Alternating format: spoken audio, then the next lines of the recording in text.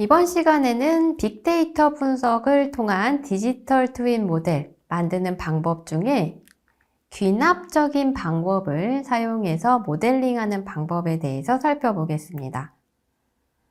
자, 귀납적 모델링 방법이라고 하는 것은 실제 시스템에서 발생하는 데이터를 바탕으로 디지털 트윈 모델을 만든다고 했는데요.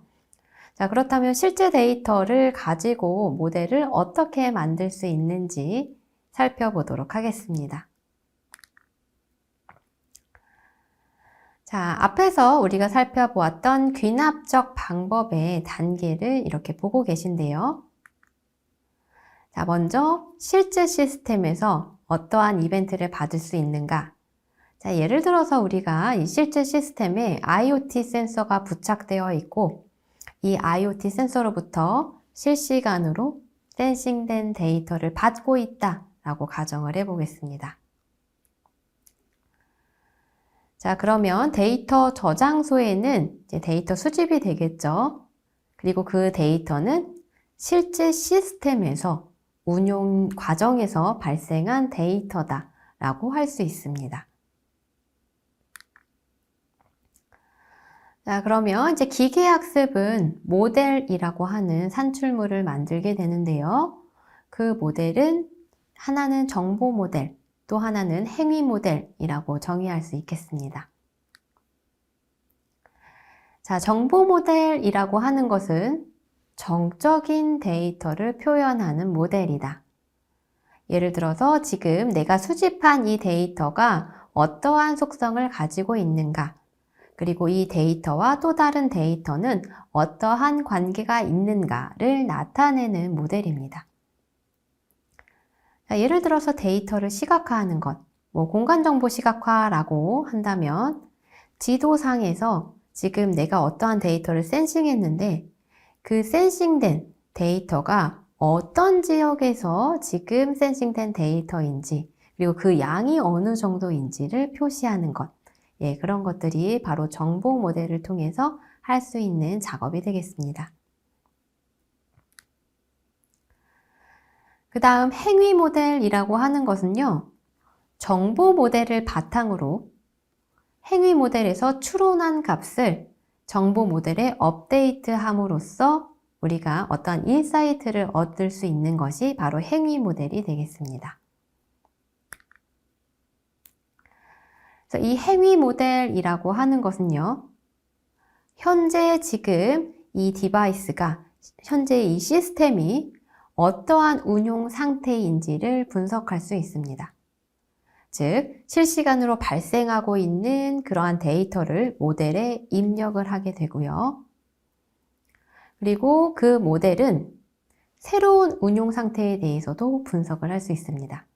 즉, 과거에 발생되지는 않았지만 지금 내가 수집한 데이터에는 없지만 만약에 이런 데이터가 발생했다면 어떠한 결과가 나올까를 출력할 수 있는 거죠. 자, 이런 식으로 우리가 행위 모델을 만들므로써 시뮬레이션을 하고 지금까지 발생하지 않은 이벤트에 대해서 예측하고 대비책을 세울 수 있게 됩니다. 자, 그렇다면 이 행위 모델이라고 하는 것은 어떻게 적용이 될 수 있을지 구체적인 사례를 보면서 살펴보겠습니다. 먼저 고장 진단 시나리오예요. 자, 이 행위 모델은요, 지금 어떠한 데이터가 발생했을 때 이 고장이 무엇인지, 혹은 그 원인이 무엇인지를 설명할 수 있는 모델이다 라고 가정을 해보겠습니다. 그래서 데이터가 입력이 돼요. 그리고 이 행위 모델은 고장에 대해서 출력을 합니다. 자, 우리는 이 행위 모델을 통해서 어떠한 것을 할 수 있느냐? 고장 원인 진단에 사용을 할 수 있습니다. 행위 모델은요, 단순히 어떠한 입력을 받아서 지금 이것은 고장입니다, 고장이 아닙니다 를 출력하는 것을 넘어서서 어떤 것이 임계치를 넘어섰어요. 지금 기존의 정상적인 동작에서는 발생하지 않았을 그러한 패턴이 발견됐어요 라고 하는 인사이트를 얻는데 도움을 줄 수 있는 결과값을 알려줍니다. 자, 우리는 그러한 결과값을 통해서 이 고장이 왜 발생했는지 원인 진단에 활용을 할 수가 있는 거죠. 자, 이번에는 가상 운용 시나리오입니다. 내가 수집한 데이터에는 이러한 경우가 없었어요. 실제 운용과 다른 이 데이터, 즉 지금까지는 이런 상황은 없었는데 만약에 이런 상황이 발생하면 앞으로 어떤 일이 벌어질까를 예측하는 데 활용을 할 수가 있습니다. 자, 행위 모델은 지금까지와 다른 데이터가 들어온다면 지금까지 볼 수 없었던 새로운 출력에 대해서 알려주겠죠. 즉, 이러한 행위 모델을 통해서 우리는 가상 운용 시나리오에 대한 대안을 분석하고 예측을 하는 데 활용을 할 수가 있습니다. 또 시스템 최적화에도 활용을 할 수가 있어요. 자, 어떠한 인풋이 들어갔을 때 어떠한 출력값이 나와. 근데 나는 이러한 출력값을 만들고 싶어. 그러면 이러한 입력값을 넣어야겠네. 이런 것을 추론할 수 있겠죠. 그래서 지금 내가 입력하고 있는 값과 현재 출력하고 있는 값. 그런데 내가 원하는 출력값. 이 둘의 델타가 어떻게 되는지를 분석하고 이를 바탕으로 최적화 모듈을 통해서 행위 모델을 업데이트합니다. 자, 그러다 보면 이 업데이트된 행위 모델은 어느 순간 이 입력이 들어갔을 때 내가 원하는 출력값의 형태로 값을 출력하게 되겠죠. 자, 이런 식으로 우리는 행위 모델을 실제 시스템 모델에 최적화하는 데 활용을 할 수가 있습니다. 자, 지금까지 우리는 귀납적 모델링을 어떻게 하는지 살펴보았는데요. 이 귀납적 모델링 방법에 한계가 존재합니다. 자, 이 귀납적 모델링은 데이터 기반의 문제를 해결하는 방법이기 때문에 데이터가 없다면 문제를 풀 수가 없습니다. 그래서 내가 지금 이런 것을 하고 싶어 라고 생각을 하더라도 현실적으로 그 데이터를 수집할 수 있는 방법이 없다라면 귀납적 모델링 방법을 적용할 수 없겠죠.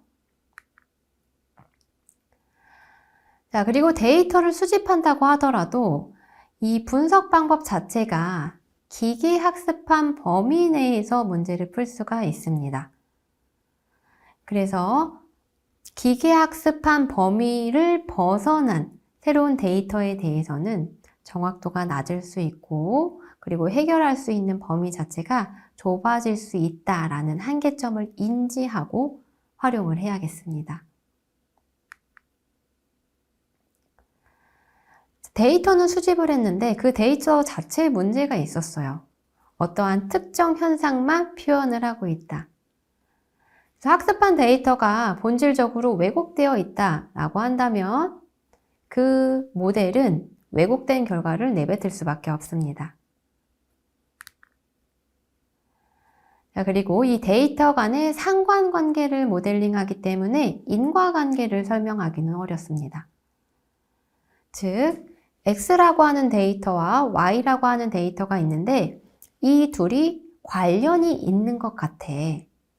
X가 증가하면 Y도 증가하더라 라고 하는 상관관계에 대해서 모델링은 하지만 X가 발생했기 때문에 Y가 발생했어 라고 하는 원인과 결과에 해당하는 인과관계를 모델링하는 것은 아닙니다. 그래서 이 귀납적 모델링은 상관관계를 모델링한다. 그리고 인과관계를 설명하기는 어렵다라는 한계를 반드시 인지하셔야 합니다. 자, 그리고 학습한 현상이 나타난 조건과 달라지게 되면 문제를 풀 수 없게 됩니다. 당연하겠죠. 데이터 수집에 기반해서 모델을 만들기 때문에 이러한 한계가 존재합니다. 미래는 과거와 다르다. 기존에 수집된 데이터에 기반해서 의사결정을 하기 때문에 미래 변화에 대한 모델링에 한계가 발생할 수밖에 없습니다. 자, 지금까지 귀납적 모델링 방법은 어떻게 이루어지는지, 그리고 그 모델링 방법의 한계는 어떤 것들이 있는지 살펴보았습니다. 자, 귀납적 데이터 모델을 만들 때 우리가 사용할 수 있는 방법 중에 하나가 머신러닝 기반의 모델을 생성하는 방법이 있었는데요. 이번에는 그 행위 모델을 만들 때 우리가 머신러닝 기반의 모델을 생성하기 위해서 어떠한 과정이 이루어지는지 살펴보도록 하겠습니다. 자, 우리가 만들고자 하는 행위 모델을 fx라고 표현을 하겠습니다. 즉, 이 fx라고 하는 것은 x라고 하는 입력값이 들어갔을 때 y라고 하는 값을 출력하는 모델이에요. 그래서 이 y라고 하는 것은요, 이렇게 x라고 하는 입력값에 대해서 어떠한 가중치를 적용하고 그리고 특정 바이어스 값을 더한 값으로 표현을 할 수 있다라고 가정을 해보겠습니다. 즉, 이 행위 모델은요, 변수 x와 변수 y의 관계를 하나의 함수, 여기서는 fx라고 표현했죠, 로 나타내는 모델을 생성하는 것을 머신러닝 기반의 행위 모델 생성이다 라고 정의하겠습니다. 이 머신러닝 기반의 모델을 생성하는 방법은 여러 가지가 있는데요. 여기에서는 회귀 분석 기반의 모델을 생성하는 방법에 대해서 살펴보겠습니다. 회귀 분석이라고 하는 것은 하나 이상의 변수가 다른 변수에 미치는 영향을 알아보는 통계 기법을 의미합니다. 자, 여기에서 영향을 주는 변수를 x라고 할 거고요. 이 변수가 다른 변수에 미치는 영향을 y라고 하겠습니다. 즉, y라고 하는 것은 어떠한 값에 대해서 종속되어 있고 x가 변함에 따라서 반응하는 변수이기 때문에 종속 변수 또는 반응 변수라고 이야기를 하고요. x라고 하는 것은 실질적으로 어떠한 영향도 받지 않는 변수이기 때문에 독립 변수 혹은 y가 왜 그렇게 발생했는지 설명할 수 있는 변수다라고 해서 설명 변수라고 이야기를 합니다. 자, 그렇다면 이 x랑 y라고 하는 데이터를 가지고 어떻게 fx라고 하는 함수를 완성시키는지 그 과정을 살펴보겠습니다. 자, 예를 들어서 우리가 어떤 데이터를 수집을 했는데 x가 10일 때 y는 900, 9일 때 800 이렇게 쭉쭉쭉 해서 2일 때는 300이라고 하는 값이 발생됐다고 해보겠습니다. 자, 이 데이터를 가지고 회귀 모델을 만들기 위해서 먼저 첫 번째로 하는 과정은 가설을 생성하는 것입니다. 즉, x와 y의 관계를 나타내는 임의의 수식을 결정합니다. 자, 여기에서 x, 요 값이죠. 여기에 어떠한 가중치를 곱했고 그 다음에 b라고 하는 값을 더했더니 y와 유사한 값이 출력이 됐어. 자, 그것을 우리가 가설로 설정을 했기 때문에 가설, 하이포테시스라고 하는 그 가설을 의미하는 h라고 하는 텀을 사용해서 hx라고 표시를 해보겠습니다. 자, 앞에서 설정한 것은 그야말로 가설입니다. 실제 값이 아니죠. 그렇기 때문에 실제 발생하는 값과 차이가 발생할 수 있습니다.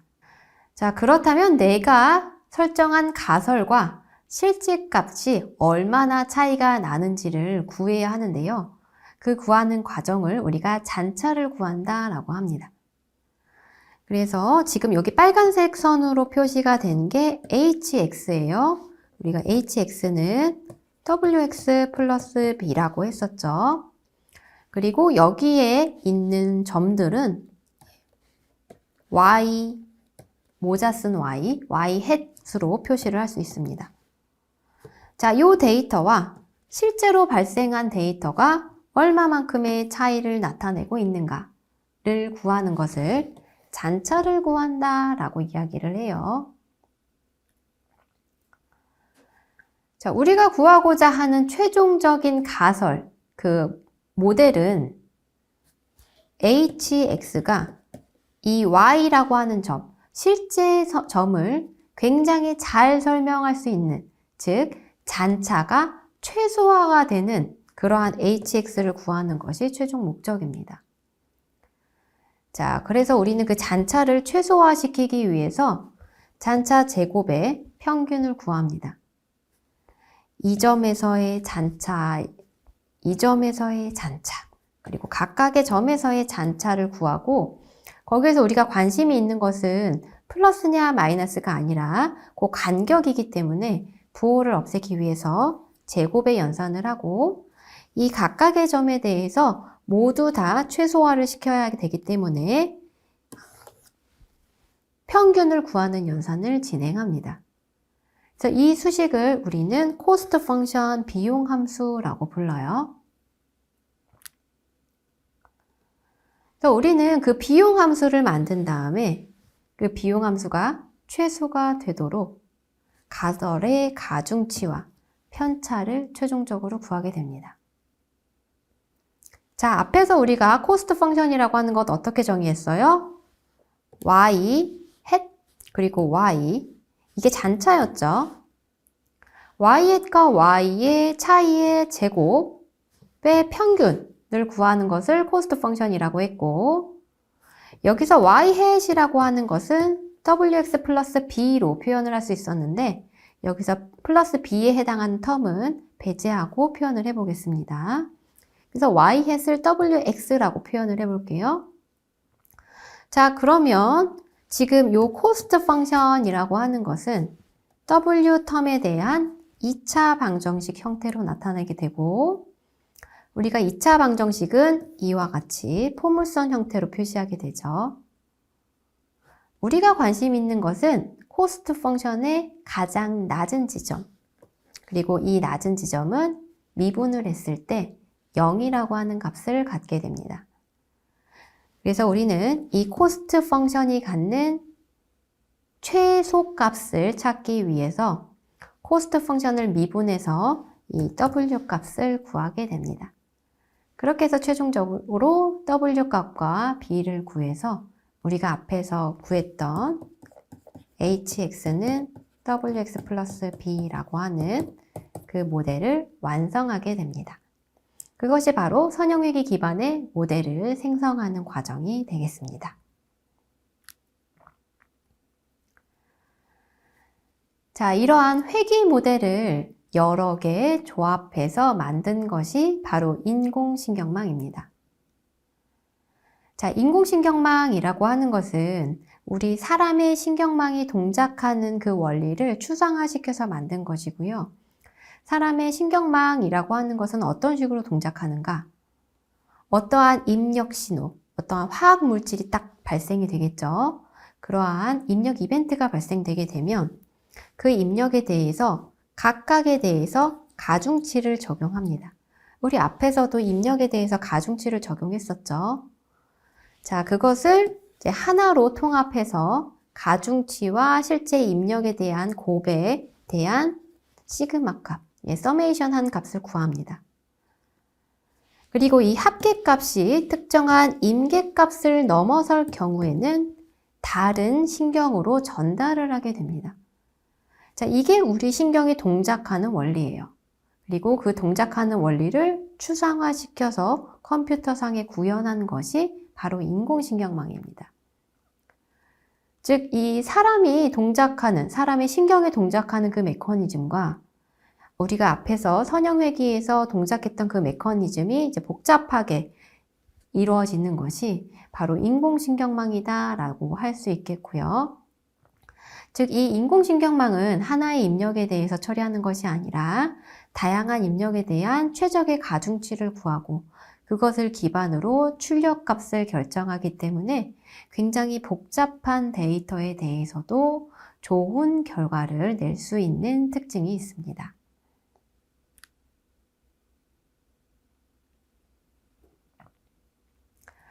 자, 이렇게 행위 모델을 만들고 나면 이 모델이 실질적으로 적용이 가능한 형태인가 검증이 필요한데요.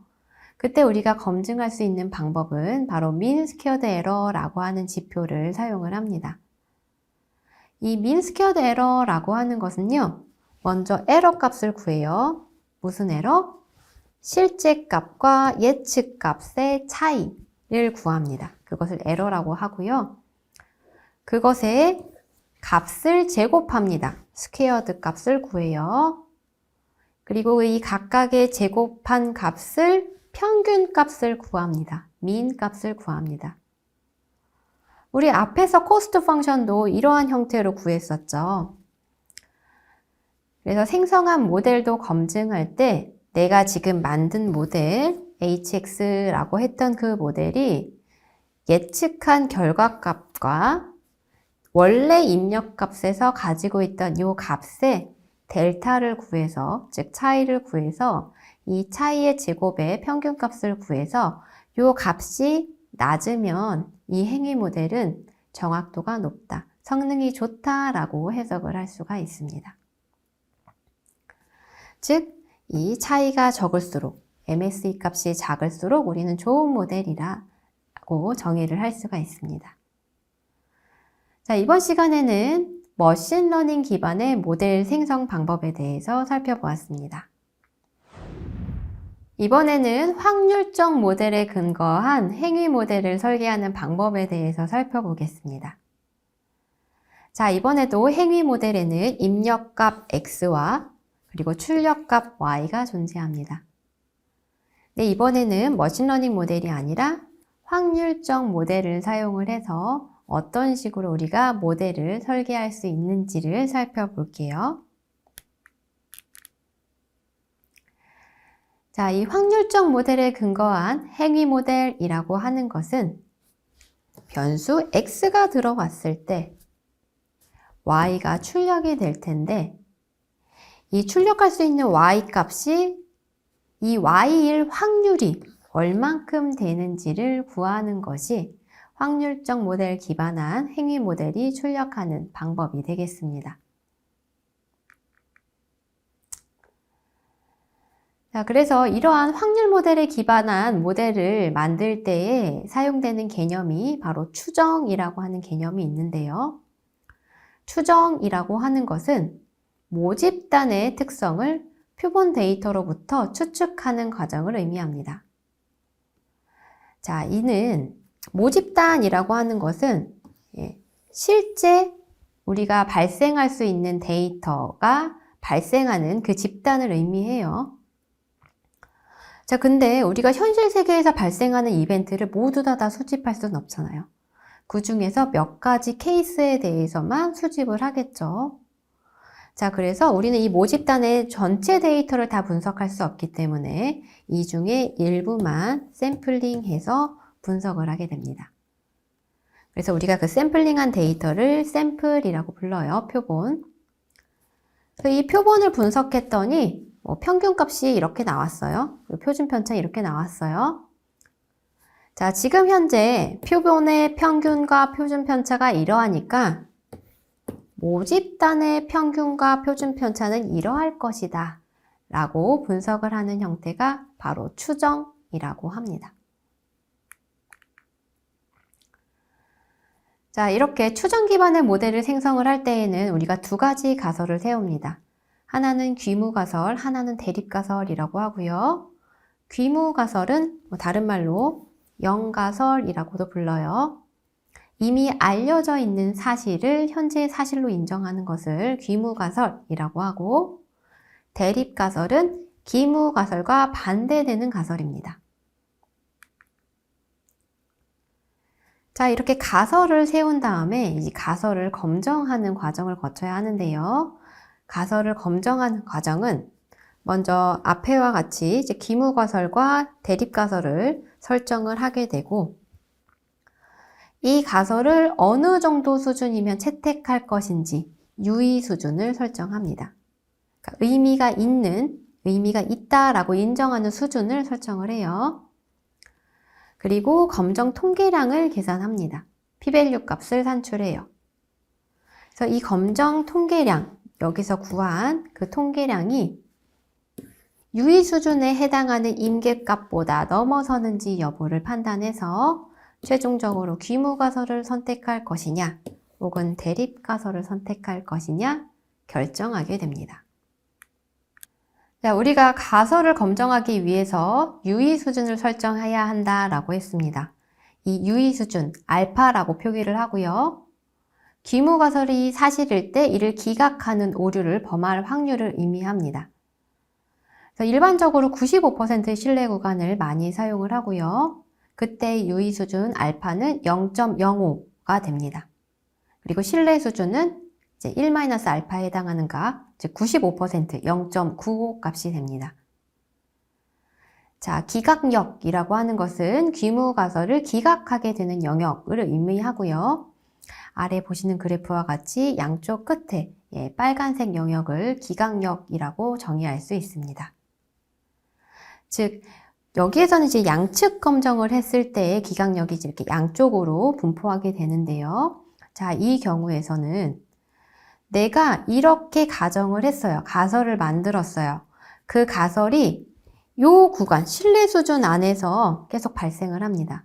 그러면 모집단에서도 95%의 확률로 이렇게 평균 혹은 표준 편차가 발생할 확률이 있어 라고 이야기를 하는 겁니다. 근데 내가 통계 지표를 가지고 분석을 했더니 요 지점에 위치하는 거예요. 그러니까 그 해당 이벤트가 발생할 수 있는 확률이 굉장히 낮은 거죠.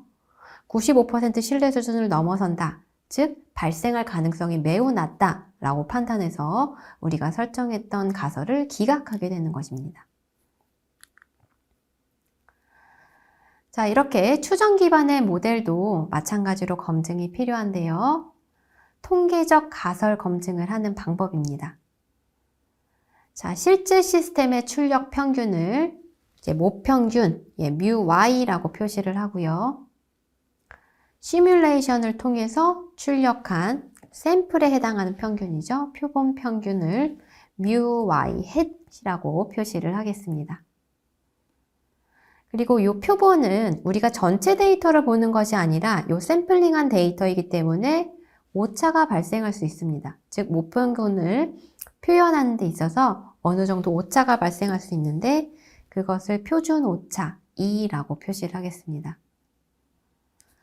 그래서 모평균이라고 하는 것이 내가 표본으로 뽑은 그 데이터에 대한 평균 값에 플러스 마이너스 2 구간 안에 포함이 되는가를 가지고 우리가 생성한 모델에 대해서 검증을 할 수가 있게 됩니다. 자, 이번 시간에는 추정 기반에 해당하는 모델 생성 방법을 살펴보았습니다.